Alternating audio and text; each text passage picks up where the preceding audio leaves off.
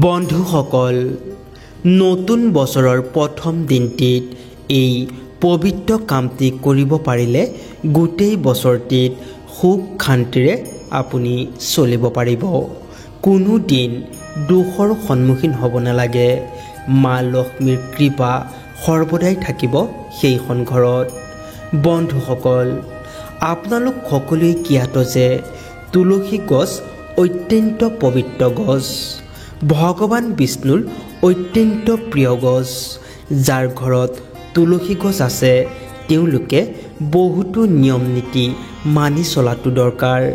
যিসকলে নিয়ম নীতি মানি নচলে তেওঁলোকে জীৱনত দুখ কষ্ট ভোগ কৰি থাকিবলগীয়া হয়, আৰু যিসকলে এই নিয়ম মানি চলে বা এই নিয়ম মানি পূজা প্ৰাৰ্থনা কৰে তেওঁলোকে জীৱনত বহুতো আগবাঢ়ি যাব পাৰে।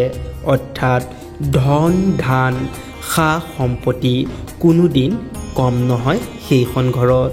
সেয়েহে কেনেদৰে এই নিয়মসমূহ পালন কৰিব লাগে সেই বিষয়েও এই ভিডিঅ'টোৰ জৰিয়তে আপোনালোকক জনাম। এই নিয়মখিনি মনাৰ লগতে আপুনি যদি তুলসী গছত এই এটা বস্তু নতুন বছৰৰ প্ৰথম দিনটিত এবাৰ হ'লেও যদি বান্ধি ৰাখিব পাৰে তেন্তে ভগৱান বিষ্ণুৰ লগতে মা লক্ষ্মীৰ অশেষ কৃপা লাভ কৰিব পাৰিব, আৰু লগতে হাতলৈ ধন টকা অহাৰ বাট মুকলি হ'ব।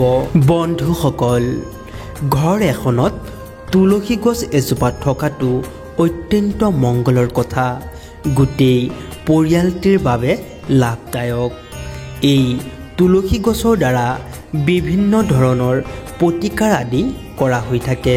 তুলসী মা লক্ষ্মীৰ অন্য এক ৰূপ বুলি মনা হয়।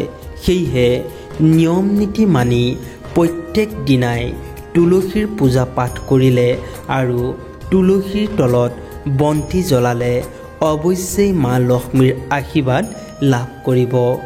জীৱনত লাভেই লাভ দেখিবলৈ পাব।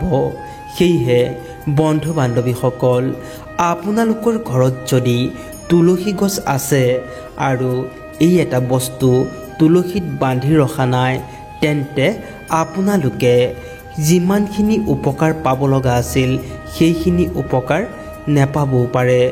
এই বস্তুটো যদি আপোনালোকে বান্ধি ৰাখিব পাৰে তেন্তে উপকাৰ আপুনি নিশ্চয় পাব। কাৰণ এই বস্তুটোৰ অবিহনে তুলসী গছ আধৰুৱা বুলি মনা হয়।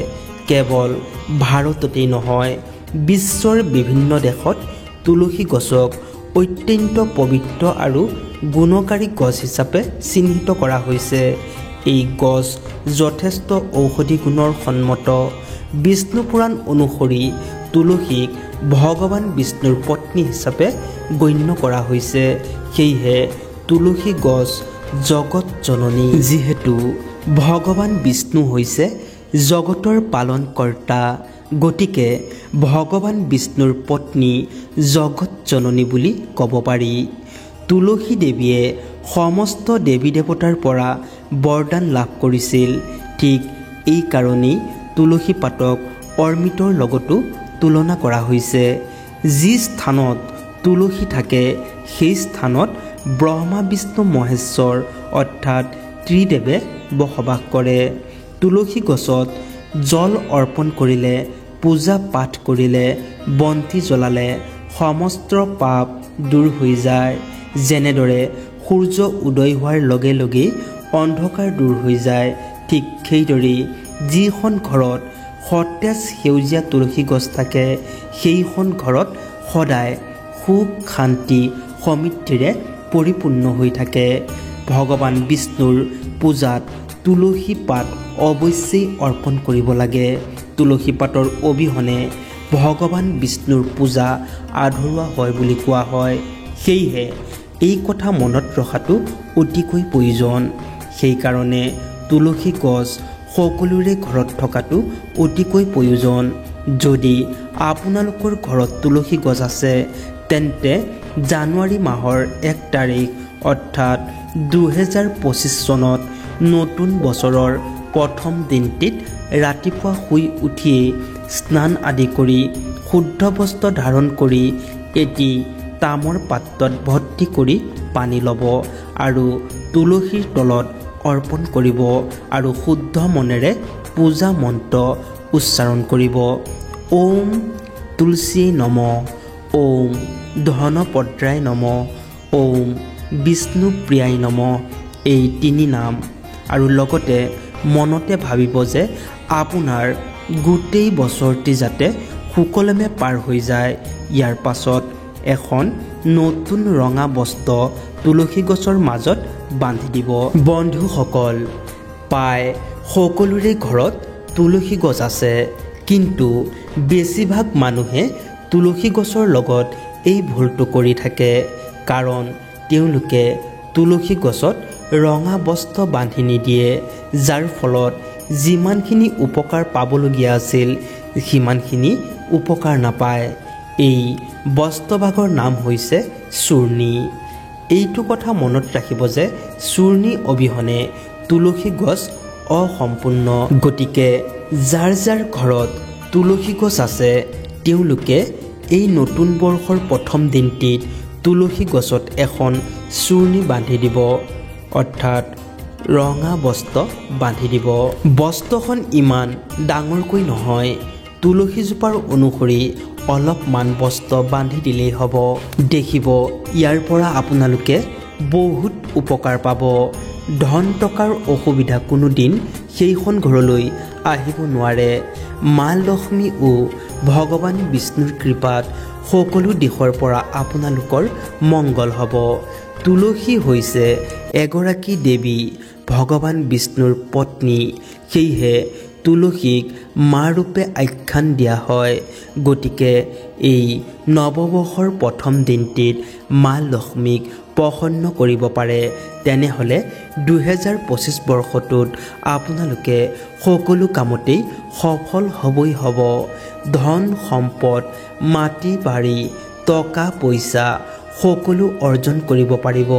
ইয়াৰ কাৰণে 2025 বৰ্ষ নতুন দিনটিত অৰ্থাৎ 1 জানুৱাৰী ৰাতিপুৱা যেনেদৰে কৈছোঁ তেনেদৰে নিয়ম নীতিৰ মাজেৰে তুলসী গছত এখন নতুন বস্ত্ৰ অৰ্পণ কৰিব, অৰ্থাৎ চূৰ্ণি বান্ধি দিব। ইয়াৰ ফলত স্বামী স্ত্ৰীৰ মাজত প্ৰেম আৰু বিশ্বাস বাঢ়িব, মহিলাসকলৰ সৌভাগ্য বাঢ়িব, ঘৰত সুখ শান্তি দুগুণ বৃদ্ধি পাব, সংসাৰৰ সকলো দুখৰ পৰা মুক্তি পোৱা যায়। এতিয়া জানো আহক, ঘৰত তুলসী গছ থাকিলে কেনেধৰণৰ নিয়ম নীতি মানি চলিব লাগে। বন্ধুসকল, মানুহে জ্ঞাতেই হওক বা অজ্ঞাতেই হওক তুলসী গছৰ কাষত এনেকুৱা কিছুমান বস্তু ৰাখে যিসমূহ বস্তু তুলসী গছৰ কাষত ৰখোৱাটো একেবাৰে অনুচিত। তুলসী গছ হৈছে সকলো গছতকৈ অত্যন্ত পবিত্ৰ গছ, সেয়েহে তুলসী গছজোপা খুব সুন্দৰকৈ প্ৰতিপালন কৰিব লাগে। ৰাতিপুৱা সময়ত পানী ঢালিব লাগে, সেৱা ভক্তি কৰিব লাগে, সন্ধিয়া সদায় বন্তি জ্বলাব লাগে। এনে কৰিলেহে আপুনি তুলসী দেৱীৰ পৰা ভাল ফল লাভ কৰিব পাৰিব। সদায় তুলসী তলখন পৰিষ্কাৰ কৰি ৰাখিব, কেতিয়াও তুলসী তল লেতেৰা কৰি নাৰাখিব। লগতে তুলসীৰ ওচৰত কেতিয়াও বেয়া অৰ্থাৎ লেতেৰা ভাষা উচ্চাৰণ নকৰিব আৰু আনকো ক'বলৈ বাধা দিব। তুলসী গছৰ আশে পাশে ভুলতো জোতা, চেণ্ডেল, ঘৰ মোচা কাপোৰ, ঝাৰু ইত্যাদি কেতিয়াও নাৰাখিব। লগতে থু সেকা তামোলৰ পিক কেতিয়াও নেপেলাব। আৰু যেতিয়া সন্ধিয়া সময়ত আপুনি তুলসীৰ তলত বন্তি জ্বলায়, সেই বন্তি গছি যদি জ্বলি শেষ হৈ যায় তেতিয়া সেই বন্তি গছি ঘৰলৈ লৈ আহিব, কাৰণ তুলসী গছৰ কাষত নুমাই যোৱা চাকি থকাটো অত্যন্ত অশুভ বুলি মনা হয়। যি স্থানত তুলসী গছ থাকে সেই স্থানত কেতিয়াও কাঁইটীয়া গছো নাৰাখিব। যদি আছে তেনেহ'লে আজিয়ে উঘালি পেলাওক। তুলসী গছৰ ওচৰত দা বাৰী অৰ্থাৎ কাপোৰ মেলা ৰছী কেতিয়াও নাৰাখিব, কাৰণ তিতা কাপোৰ তুলসীৰ ওপৰত থকাটো অমংগল মনা হয়। সেয়েহে তুলসী তলৰ ওচৰত দা-বাৰীত কেতিয়াও কাপোৰ মেলি নিদিব। এইটো অশুভৰ চিন আৰু ঘৰখনলৈ অমংগল আহে। তুলসী পাত যদি কেতিয়াবা পূজাৰ কাৰণে বা অন্য কাৰণত ছিঙিব লগা হয় তেন্তে নখেৰে কেতিয়াও নিছিঙিব। আৰু বন্ধুসকল, তুলসীৰ তলত পৰি থকা পাতসমূহ আপোনালোকে কি কৰে? সেই পাতখিনি কি কৰিব লাগে জানি লওক। সেই পাতসমূহ হাতেৰে বুটলি তুলসীৰ ছাইডতে এটা গাঁত খান্দি পুতি থ'ব। বন্ধুসকল, ৰবিবাৰে ভুলতো তুলসী পাত নিছিঙিব আৰু এই চিঙাটো অমংগল। আৰু তুলসী তলত ৰবিবাৰে জল অৰ্পণ নকৰিব।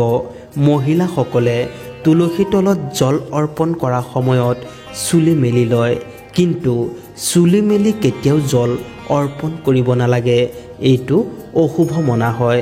সেয়েহে তুলসী তলত জল অৰ্পণ কৰিলে মহিলাসকলে চুলি বান্ধিহে নিবেদন কৰিব লাগে। ৰাতিপুৱা শুই উঠি স্নান কৰি শুদ্ধ বস্ত্ৰ পৰিধান কৰি শিৰত সেন্দুৰ লৈহে তুলসীত জল ঢালিব। এনে কৰিলে তুলসী মাতাৰ পৰা আশীৰ্বাদ নিশ্চয়কৈ লাভ কৰিব পাৰিব। বন্ধুসকল, আজিলৈ ইমানতে সামৰিলোঁ। যদি ভিডিঅ'টো ভাল লাগিল তেনেহ'লে এটা লাইক কৰি দিব আৰু কমেণ্টত লিখিব জয় লক্ষ্মী মাতা।